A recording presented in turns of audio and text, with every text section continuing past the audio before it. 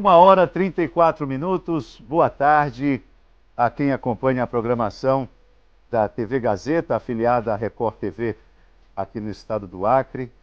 Eu quero desejar a todos vocês uma boa tarde. Vocês que estavam acompanhando o Gazeta Alerta, permaneçam aqui no Gazeta Entrevista.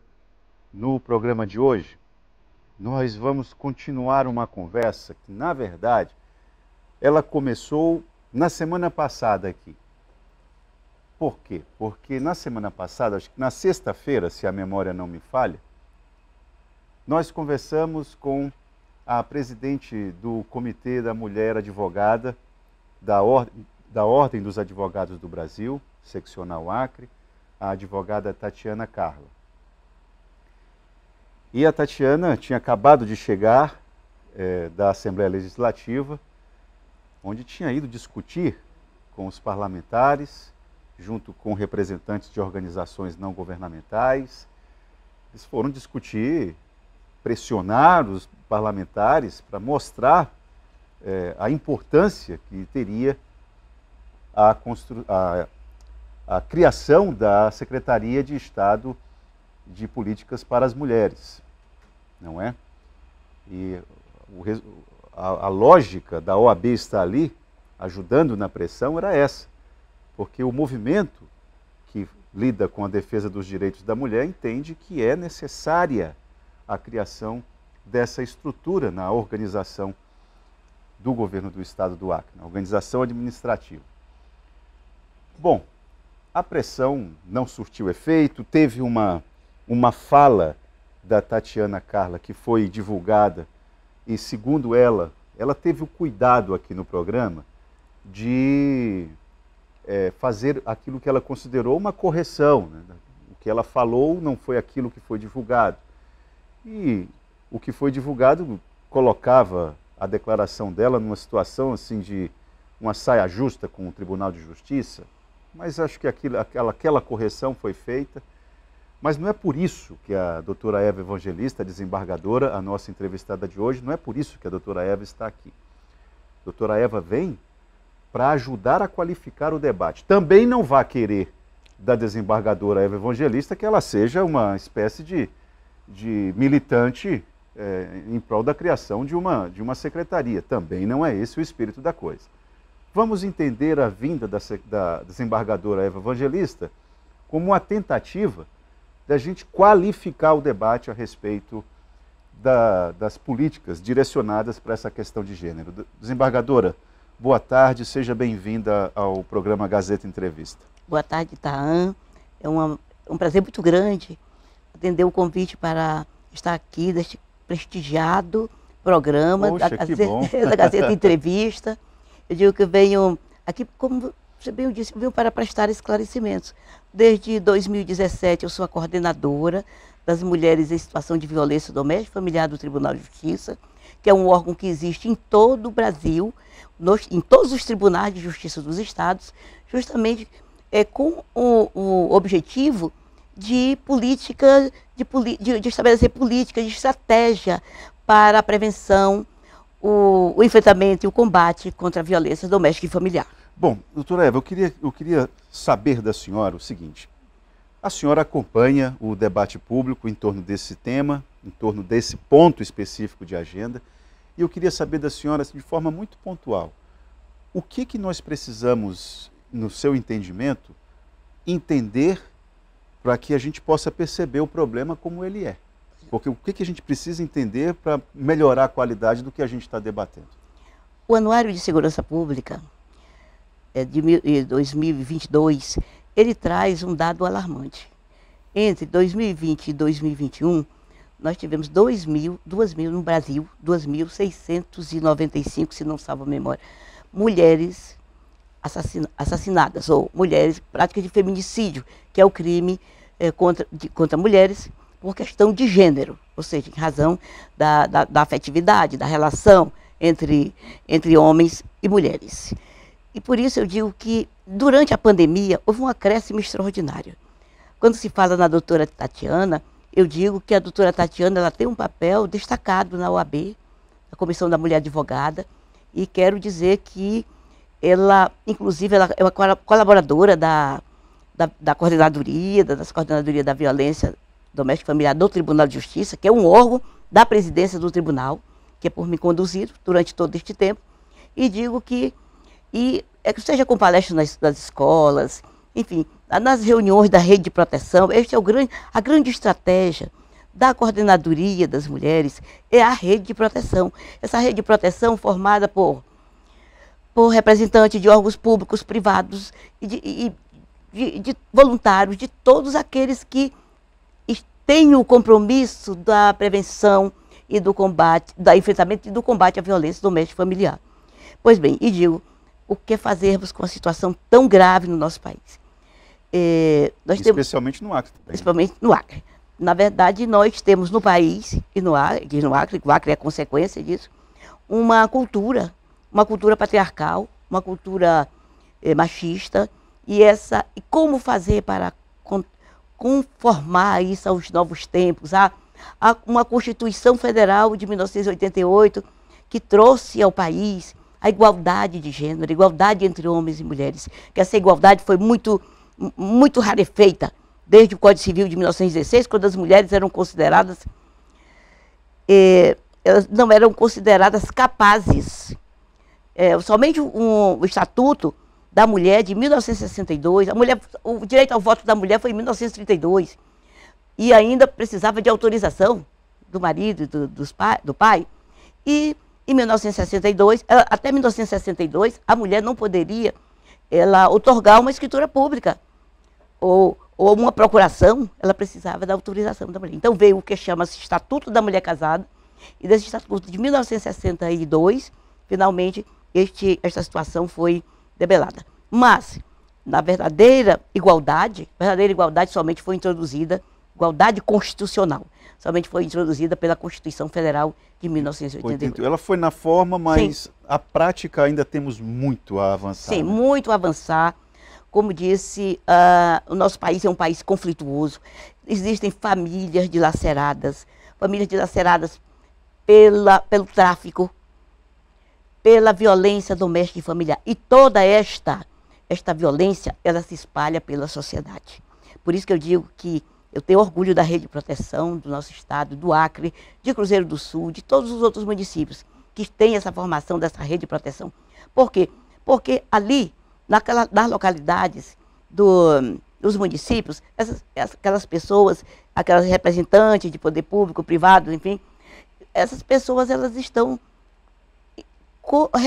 corresponsabilizando um compromisso desta prevenção e do enfrentamento e do combate à violência doméstica e familiar.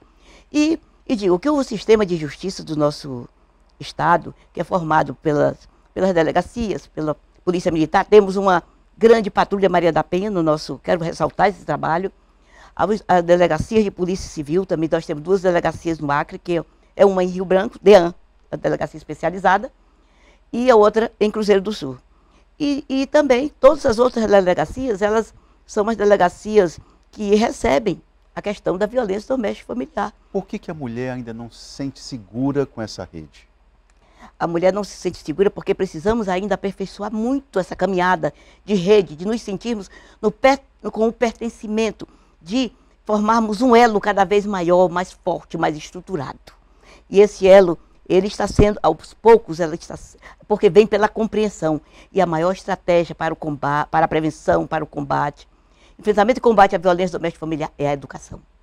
Então, hoje eu acabei de sair de uma reunião na Secretaria de Segurança Pública, com a doutora Mária, secretária adjunta, e com representantes da Secretaria de Segurança Pública e também do Judiciário, da Diretoria de Tecnologia, com delegados, e digo que nós estamos... O formulário de risco. É sobre formulário de risco. Formulário de risco... O que é isso? Vou lhe dizer.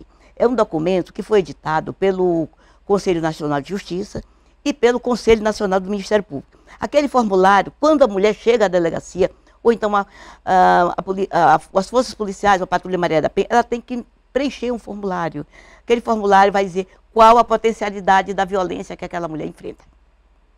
Entende? Porque... E o que esse formulário apresenta que dá à mulher algum tipo de amparo, conforto, algum tipo de certeza. Exatamente, esse formulário ele é longo, por isso que nós estávamos a tratar, no sentido de fazermos inclusive uma capacitação, que eu vou submeter ao Tribunal de Justiça, a desembargadora Valdirene Cordeiro, que é nossa presidente, e dizer o seguinte: vamos fazer uma capacitação com juízes, com promotores, com delegados de polícia, com agentes de polícia, com policiais militares. Por quê? Porque esse formulário importa no atendimento. O atendimento temporão, ou seja, o atendimento tempestivo, rápido, eficiente, ele traz a sensação, ele combate a sensação de impunidade. Nós temos no Acre, em Rio Branco, nós temos cerca de 8.000 processos. Se bem que metade desses seriam inquéritos. Temos também Cruzeiro do Sul, com um quantitativo em torno de 1.000 processos. Então, o ideal é que não tivéssemos nenhum processo. Digo que o sistema de justiça do Estado do Acre, que é composto pelo Ministério, pelas delegacias de polícia, que é a Polícia Judiciária e policiais em geral, e também pelo Ministério Público, pela Defensoria Pública e pelo Judiciário, esse sistema de justiça ele é coeso no sentido de atendimento à vítima. Mas atendemos com a suficiência, com a satisfação que essa vítima necessitaria? Eu não sei. Por isso é que nós temos que fazer chegar a compreensão, principalmente em escolas. Isso nós estamos... Eu sei que hoje teremos uma outra reunião que justamente vai ser estruturada para ter o Maria da Penha vai à escola. Porque é uma abordagem, inclusive foi inserida no currículo das escolas, pelo Ministério da Educação, agora, uma lei sancionada ano passado, no sentido de que esta temática tem que ser discutida nas escolas. Doutora Eva, o que eu tenho dificuldade de perceber, em se tratando da discussão sobre a qualidade da rede, que a gente fala assim, ó, você fala Tribunal de Justiça, aí nós raciocinamos Eva Evangelista.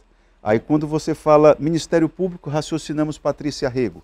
OAB, Tatiana Carla. Você fulaniza, e vocês são todas pessoas muito comprometidas. Agora, quando a gente fala assim, a rede de assistência à mulher, aí parece que a coisa fragiliza. Já, a rede de assistência à mulher, por isso, é muito bom falarmos sobre isso. Porque a rede de assistência à mulher, ela difere da rede de proteção, que é essa formada pelos órgãos do sistema de justiça, por todos os demais órgãos. Essa rede de assistência é exatamente a rede que ela necessita de políticas públicas para se aperfeiçoar.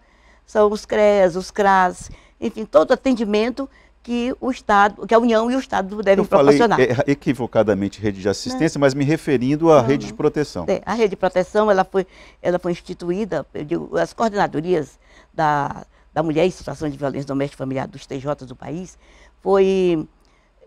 somente foram instaladas, a lei Maria da Penha é de 2006, e essas coordenadorias somente vieram ser instaladas em 2011, entende? Então há um hiato aí entre a lei, porque nós não podemos... a Lei Maria da Penha é o terceiro maior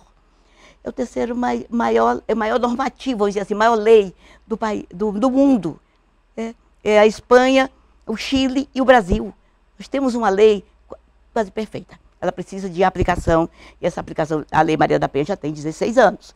É preciso que todos nós estejamos unidos, envoltos em um pacto. Quando eu falo envoltos num pacto, não é só a desembargadora Eva Evangelista, a doutora Patrícia Rego e a doutora Tatiana. Não, é mais. Somos todos somos responsáveis pela paz, pela estruturação das nossas famílias, para que nós tenhamos uma sociedade fraterna, justa, e que não... Porque os primeiros a serem alcançados pela violência doméstica familiar são as crianças. Aliás, me permita, quando se fala a respeito de Lei Maria da Penha, esse é um exemplo de como que a legislação, ela caminhou, eu diria, correu com muita qualidade, e o poder público, o poder executivo não acompanhou isso.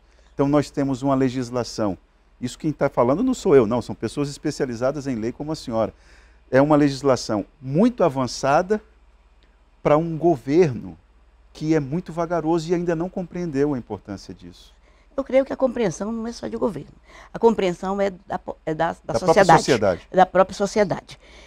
Digo que já avançamos muito. Eu vou falar sobre rede de enfrentamento, rede de proteção, isso aqui é muito recente, é recente. E digo que no estado do Acre, vamos falar sobre o estado do Acre. O estado do Acre não tem uma Secretaria da Mulher, teve, mas hoje não tem mais. Eu não posso dizer aqui que não é necessária uma secretaria da Mulher. Não posso dizer isso porque seria importante que tivéssemos um órgão tratando especificamente da violência doméstica familiar, e não somente, e não uma secretaria macro como é a Secretaria de Assistência Social, Direitos Humanos e Políticas para as Mulheres. Bem, mas eu lhe digo que como membro do Judiciário, do Tribunal de Justiça do meu estado, eu não posso dizer ao governador ou aos senhores parlamentares que devem criar uma secretaria da mulher, porque eu estaria a interferir na economia interna dos poderes, do Poder Executivo, que detém o orçamento, e também do Legislativo, que decide. Mas digo que nós já caminhamos muito bem aqui no Acre, porque, como disse, na pandemia eclodiram os feminicídios, mulheres mortas pelos seus companheiros, muitos casos emblemáticos, pois bem, não só no Acre, mas no Brasil inteiro. E digo que foi justamente durante a pandemia que o presidente da República editou uma lei sobre os grupos reflexivos, tornando obrigatórios os grupos reflexivos. Mas não basta só tornar obrigatório, é preciso tornar efetivo. O que são grupos reflexivos? São grupos formados com equipe multidisciplinar para que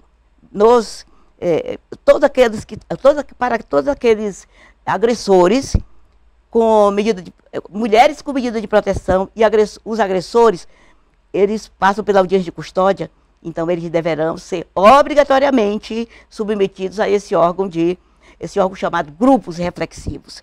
Isso nós temos no Acre em vários municípios, porque a compreensão que veio da administração atual do Tribunal de Justiça é no sentido da interiorização das ações.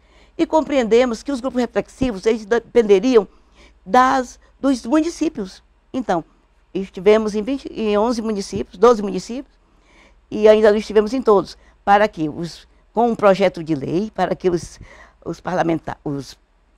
Parlamento Mirim editasse a lei instituindo o grupo reflexivo, porque isso envolve equipe multidisciplinar nos municípios, equipe multidisciplinar e também que é formada por assistente social, psicólogo, enfim. Eu posso lhe dar um parâmetro porque funciona muitíssimo bem. O primeiro município onde está funcionando, Tarauacá. Muitíssimo bem. Tem funcionado bem. Tem funcionado. Eu tenho participei de uma reunião e eu penso que esse é o caminho. Quando o agressor, ele é submetido a uma audiência de custódia, imediatamente ele é obrigado, o juiz determina, como na medida de proteção, que ele deverá, naquela audiência, que ele deverá participar do grupo reflexivo. E ele passa uma frequência mínima de 10 sessões. Desembargadora, nós vamos fazer um intervalo. Eu vou querer entender um pouco melhor isso, porque aí, no caso, a justiça cuidando não apenas da vítima, mas também do agressor, sim, não é? Então isso aí é importante também para poder evitar esse ciclo de violência. Nós vamos para o intervalo e já voltamos com a desembargadora Eva Evangelista aqui no Gazeta Entrevista.